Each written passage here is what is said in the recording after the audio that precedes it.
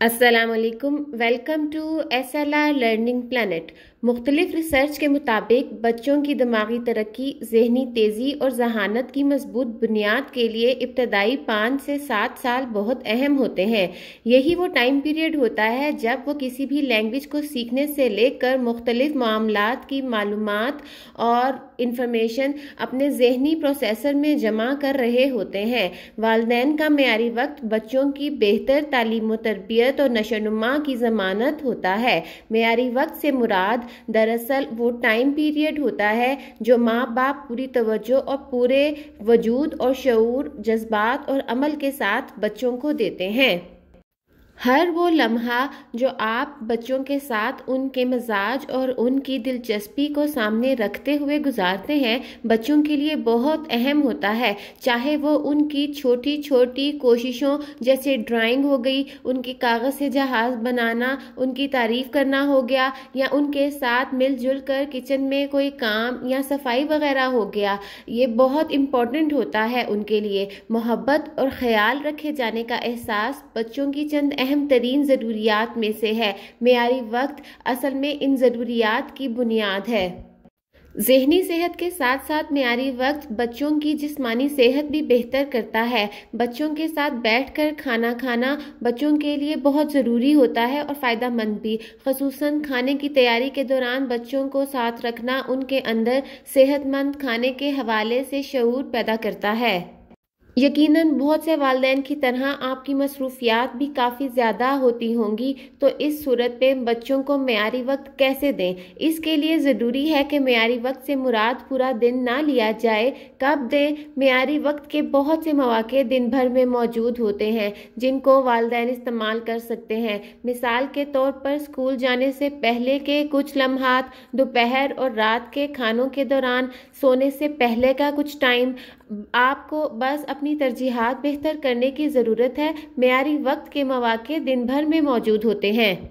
अगर आपकी मसरूफियात बहुत ज़्यादा हैं तो फिर दिन के कुछ औकात सोच लें जब आप पूरी तवज्जो अपने बच्चों और उनकी बातों पर दे सकें।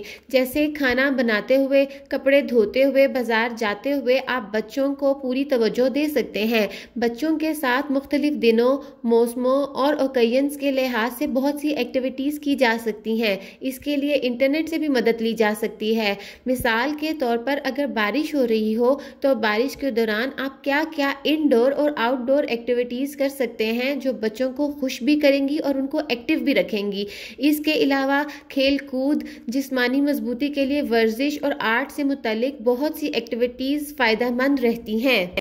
सीखने सिखाने से मुतल्लिक तजर्बात जैसे साइंस, मैथ्स, कंप्यूटर और टेक्नोलॉजी, यहाँ तक कि सोसाइटी की बेहतरी के लिए भी मुख्तलिफ प्रोजेक्ट्स पर काम किया जा सकता है बच्चों के साथ मिलकर। इस दौरान में आपको अपने बजट और वक्त को ख़ास तौर पर मद्देनज़र रखना होगा। बच्चों के साथ मेयारी वक्त को अपनी आदत बनाने और आसान करने के लिए ख़ुद को 7 डेज़ का चैलेंज दें और उस 7 डेज़ का एक स्केड्यूल बना लें। हर दिन के लिए एक मखसूस वक्त मुकर्रर कर लें। मिसाल के तौर पर मंडे के लिए आपने दोपहर का टाइम, ट्यूसडे के लिए शाम का टाइम, वेडनेसडे के लिए रात का और थर्सडे के लिए आप सुबह का कोई भी टाइम जो है वो डिसाइड कर लें। हर दिन के लिए एक एक्टिविटी और चाहे वो लर्निंग से रिलेटेड हो या खेल से रिलेटेड हो, डिसाइड कर लें। जैसे मैंने मोहम्मद के साथ इन पजल्स के साथ मिलकर शेप्स की चेन बनाई। हमने इन शेप्स को कलर्स की बेस पे भी सॉर्ट किया, इसको हमने शेप्स की बेस पे भी सॉर्ट किया और फिर एंड में उसने जो है वो इनसे नेकलेस बनाया और नेकलेस पहन के वो बहुत खुश था। Made this necklace like this. 2 times we have to take it off. And then I'm going to put it through my feet. And then this broken like this. And then like this.